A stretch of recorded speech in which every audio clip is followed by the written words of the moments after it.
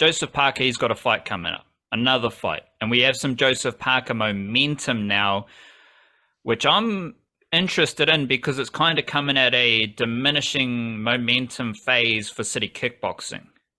I think Israel Adesanya will enter the mix again, but he's got a bit of a situation here in Aotearoa. Like, he doesn't really seem to be endearing himself to folks around Aotearoa at the moment. But like, City Kickboxing have a lot of fighters who have departed the UFC or have lost a few fights now. Carlos Ulberg's one of the main winners at City Kickboxing. And also you've got the boxing department there with Junior Fa, not necessarily winning fights either. So you've got that kind of side of Aotearoa combat sports sliding down a wee bit. Like, I still think they're a major factor in the global combat sports landscape, but they are, decreasing their influence a wee bit at a time when Joseph Parker's riding this massive wave of momentum that is largely his own doing, because he's winning fights. Well, he's won one fight, maybe 2 fights in a row, 3 fights in a row. I think he's won about 4 in a row, but only one of them was like a big deal. Well, that's right. It was a very, very big deal. Because again, that timeline's a bit longer, so it's kind of more recent activities that are diverging from what City Kickboxing's up to. Their graph at the moment, but it's like largely due to Parker's own activity, his winning mahi, and what he's up to, but also there's a bit of momentum in the world of boxing, not necessarily what was previously building momentum with, celebrities boxing, which is still a big deal in Aotearoa in Australia. But now you've got like someone like Francis Ngannou entering the boxing space and having success, building buzz. Obviously, Middle Eastern money's coming into it as well.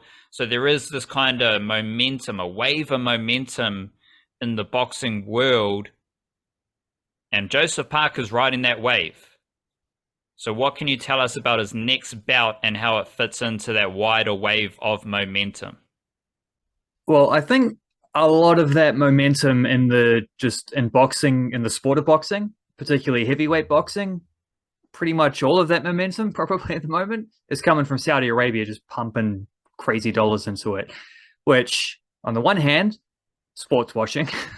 On the other hand, if they're going to spend money on it, at least they are putting good cards together and whatnot, even if it's still like jury's out on whether the sports washing thing actually improves your reputation or just brings like more attention to it, because no one really cares where a sports event's being held. But this will be this being the upcoming Anthony Joshua versus Francis Ngannou fight, on which Joseph Parker will be the co-headliner, with arguably an even better fight against Chinese heavyweight prospect. Well, he's not even a prospect. He's China's top heavyweight, Zhilei Zhang. That is going to be the 3rd major heavyweight card that the Saudis have put on, and the 3rd in a row that Joseph Parker has fought on. I don't think he's going to be able to get there. Actually, no, it will be the 4th card, because Tyson Fury versus Alexander Usyk will be before that. That one is in about a month's time, mid-February, and Parker versus Zhang is early March. So he's obviously not going to be able to fight on the 3rd of 4 cards, but he will have fought on 3 out of 4 when that swings back around. I think Anthony Joshua might also have been on 3 of those. I can't remember what the first one was, what the headliner was for the first one, but in fact, it might. Who cares? I'm not going to speculate. I'm not going to try to figure it out as I talk. Important thing is that there has been a big focus on this stuff, and Joseph Parker has kept himself right in there amongst it. And his momentum pretty much entirely comes from having beaten Deontay Wilder, which wrecked one of the other cards, because this was supposed to be Joshua versus Wilder, but then Parker's win knocked Wilder out of contention. There was talk that Wilder might fight Zhang. Instead, Parker's fighting Zhang. So this is a quick turnaround for a dude who fought, like, this is less than 3 months turnaround from having fought Deontay Wilder for the best win of his career to then fighting Zhilei Zhang, who is 40 years old. And the big concern about him is that he left his pro career too late and might have missed his sort of golden period there. either that or he's in his golden period right now and is like blossoming later because he left it late. He had a long amateur career, and then I think just one of those dudes who took too long in getting in with the like sort of get ready fights, as opposed to Francis Ngannou, whose first fight was against Tyson Fury and the second fight's against Anthony Joshua. Like, no need to get ready. Admittedly, he lost to Fury, but I think it sort of feels like a moral win for his inexperience against the best heavyweight in the world to have taken him the distance, really rocked him, and actually been a bit unlucky with how that went down. It's another risky fight for Parker. It's another one of those ones where it's like he's just like the Wilder fight. It's like, well, the option's on the table, might as well. But also, like, he's got something to lose now, which he didn't necessarily have against Deontay Wilder, because he lost to Wilder, he'd just stay where he was. Loses to Zhang, then some of his prospects get upset a little bit. And Zhilei Zhang, his most two recent victories were pretty convincing destructions of Joe Joyce. Joe Joyce, prior to losing twice to Zhilei Zhang, had beaten up Joseph Parker. So he's fighting a guy who's just twice beaten the guy who most recently beat him. So I guess if you beat Zhang, it wipes out the Joyce loss in a way. If you don't, though, it just looks like, well, you took on a fight against a dude who beat a guy who proved himself better than you, at least on the day when you fought him. So there's risky business there. However, Zhilei Zhang is the current WBO mandatory challenger. I don't know when they're going to get around to having a mandatory challenge for it, but it would put Parker in position to where he might be one fight away from competing for a title bout again. In fact, competing for the title bout that he previously held, because it was the WBO that he won back in the day when he beat Andy Ruiz. If he doesn't, I don't know how a loss here would disrupt this, but it seems like he might also be in line to fight for the WBF mandatory against Filip Hrgović down the line as well, which don't know when that would be. The general way of how these things go is that, because all the bouts are held by Fury and Usyk at the moment, and generally like the individual bouts will have their like mandatory challenger every year or two. You gotta defend the bout. That's how they try to keep it competitive.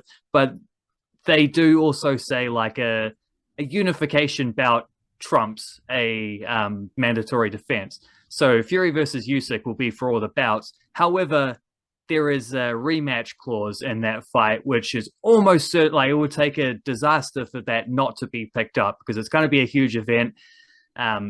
It's probably going to be a really good fight. If it's close in any way, whoever loses is going to pick up that rematch. No dramas. That's going to happen. And then that's when the IBF have been like, well, we'll let you fight for it the first time, but if you rematch, we're going to strip that bout and let someone else have it. So that potentially could be an avenue for Parker as well if he fights Hrgović for the vacant bout. Probably the fight after this. I don't know how soon that would be. I guess it depends on what Fury and Usyk do, but he's got a couple different avenues here, and I don't know if that would get disrupted, because Hrgović is the mandatory challenger and Parker is the sort of like next up free rank, the next up guy who would be free on the rankings.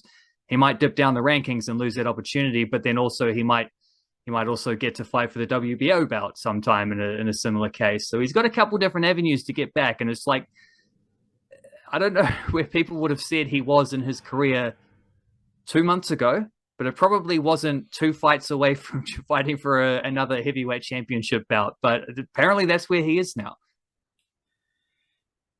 Rugby league intricacies, a lot of deep in the mangroves boxing intricacies there as well. Main thing, this is a really important fight for Joseph Parker because it could propel him back near the top of the division.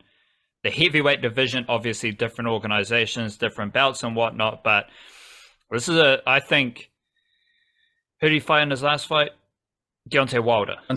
So that, I don't know, given who Deontay Wilder is now, I don't know if that fight is more important than this up-and-coming fight, considering who the Chinese geezer is. You said he's beaten Joe Joyce twice, who Joe Joyce defeated Joseph Parker. Like, this upcoming fight feels just as important, if not more important, than the Deontay Wilder fight, given everything that could follow as you laid out there. So good job on the boxing intricacies. Yeah, to summarize it in a sentence, I would say I think this fight is less glamorous than fighting Wilder and also more difficult. Beauty.